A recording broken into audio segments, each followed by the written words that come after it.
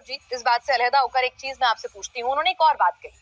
उन्होंने कहा कि सनातन धर्म की रक्षा के लिए सबको हथियार उठा लेने चाहिए, बुलडोजर उठा लेना चाहिए, सबके पास अपनी रक्षा करना चाहिए। उन्होंने कहा भारत तुम मेरा साथ दो, मैं तुम्हें हिंदू राष्ट्र दूंगा।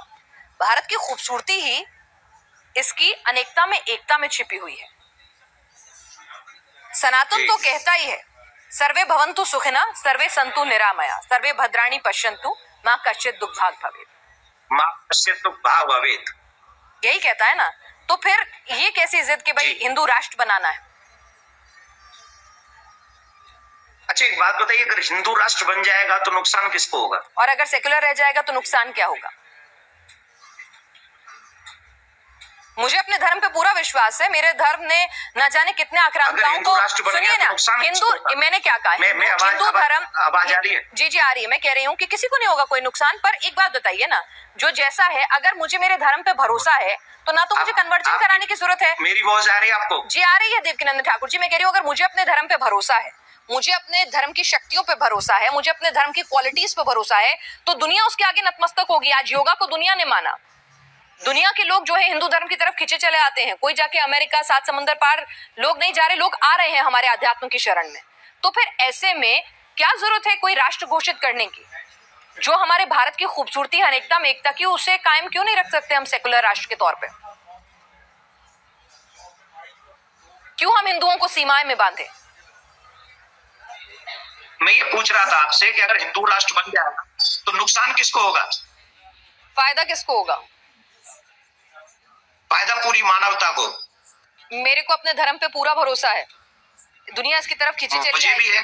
तो इसमें राष्ट्र घोषित करने की क्या जरूरत है? मैं तो कह रही हूँ पूरी दुनिया में हिंदू धर्म का प्रचार प्रसार हो, अपने आप लोग इसकी तरफ वो तो हम कर ही रहे हैं। किसी की घोषणा की जरूरत नहीं है ना। मुझे एक घोषणा की जरूरत नहीं है कि हम हिंदू धर्म को एक खाके में, एक ज्योग्राफी में क्यों बांधे। हम तो कह रहे हैं पूरी दुनिया में हिंदुत्व फैले। अरे फैल रहे हैं हिंदू। हाँ तो फिर क्या जरूरत है उसे एक ज्योग्राफिकल बाउंड्री में बांधने की? क्या जरूरत है? क्या जरूरत है? मैं तो कह रही हूँ कि अगर लोगों को पसंद आएगा हिंदू धर्म इतना, उसमें इतनी अच्छाइयां नजर आएंगी, तो हो सकता है America, Britain, south Africa, Antarctica से लेके सब जगह हिंदू ही हिंदू होंगे। क्या दिक्कत है उसमें?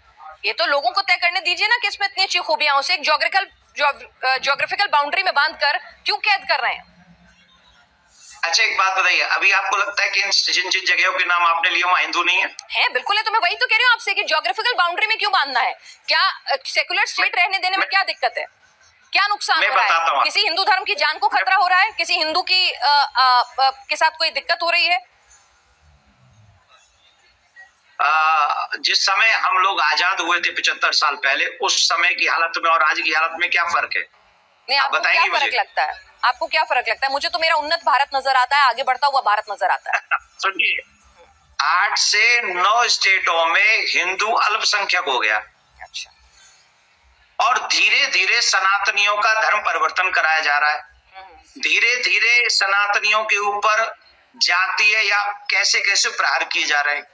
धीरे धीरे एक कुर्सी के लिए हम लोग किसी भी सीमा को पार कर रहे हैं, क्योंकि हम सबको कुर्सी चाहिए, हम सबको देश सखंड नहीं चाहिए। अगर हम देश के लिए नहीं रहेंगे, अब हमारी परंपराएं कहाँ चलेगी? बताइए, संस्कृति इन 75 सालों में हमारे देश के संस्कारों का क्या हाल हुआ? आप जरा कृपा करके मुझे अपने नेक्स्ट चैनल पे बताइए। आज हम क्या उसी संस्कार के साथ जी रहे हैं जो 75 साल पहले जी रहे थे? देवकीनंदन ठाकुर जी, आप मोबाइल का इस्तेमाल करते हैं, आप मेरे साथ स्काइप के जरिए जुड़े हुए हैं। इंटरनेट टेक्नोलॉजी के इस्तेमाल में बहुत कुछ बदल रहा है ना? बिल्कुल बदल। ठीक है, तो ऐसा नहीं है कि लोग बाग परंपराओं का पालन नहीं कर रहे होंगे। 5 उंगलियां बराबर नहीं होती। परंपराओं का पालन हो भी रहा है, कुछ छूट भी रही है, उनको रिवाइव करने की कोशिश भी हो रही है। आपको मालूम भी है कितने माँ बाप जो है घर में बूढ़े बूढ़े अकेले पड़े और आंसू बहा रहे हैं? मैं कथावाचक हूँ, मेरे पास में इतने लोग आते हैं और उनके दुख दर्द, आप क्योंकि आप पत्रकार हैं, आप एक सीमित दायरे में, मैं असीमित दायरे में जाता हूँ और वहाँ जब दर्द सुनता हूँ ना तो हृदय कांप जाता है मेरा सनातनियों का, क्योंकि वो मेरे संस्कार नहीं। दर्द इसलिए है क्योंकि माता पिता इसलिए अकेले हैं क्योंकि भारत हिंदू राष्ट्र नहीं है। मतलब एक आदमी अपने माँ बाप को छोड़ गया, इसीलिए छोड़ गया क्योंकि भारत हिंदू राष्ट्र नहीं है। इसका हिंदू राष्ट्र से क्या लेना देना है? तो संस्कार, लोगों की सेंसिटिविटी की बात है ना सर।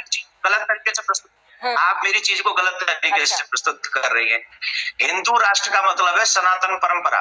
सनातन संस्कृति के ही हमारे आचार्य भगवान श्री राम जो अपने माँ सौतेली माँ के कहने पर 14 वर्ष के लिए वन को चले गए थे, वो है संस्कार। और ऐसा संस्कार निर्माण करेगा हिंदू राष्ट्र का, सनातन राष्ट्र का। और वो सनातन राष्ट्र किसी पे कुठाराघात नहीं करेगा। सनातनियों ने किसी पर आक्रमण नहीं किया है। सनातन किसी को मारना नहीं चाहता। सनातन सबको प्यार देना चाहता है। सनातन सबको अपने साथ में रखना चाहता है। मैं एक जगह पर था, एक पत्रकार बंधु ने कहा जब आप हिंदू राष्ट्र बनाएंगे तो आप हमें कृपा करके बताइए उसमें हमारे मुसलमान भाइयों की क्या उपलब्ध क्या रहेगा, मुसलमान भाइयों का क्या रहेगा। मैंने उससे कहा था कि यही रहेगा जैसे राम जी के राज्य में लक्ष्मण का था, जैसे शत्रुघ्न का था, वैसे भरत का था। ये है सनातन, ये है हिंदू राष्ट्र। हिंदू राष्ट्र बनेगा, क्या हिंदू धर्म इतना कमजोर है कि उसे मैं पूछ रही हूँ, क्या हिंदू धर्म इतना कमजोर है कि उसे एक डिक्लेरेशन की जरूरत है? हिंदू धर्म इतना कमजोर है कि उसे एक डिक्लेरेशन की जरूरत है कि हिंदू राष्ट्र बना लो? मैंने कहा ना, हिंदू धर्म इतना कमजोर है, देश के कानून पे भरोसा नहीं है।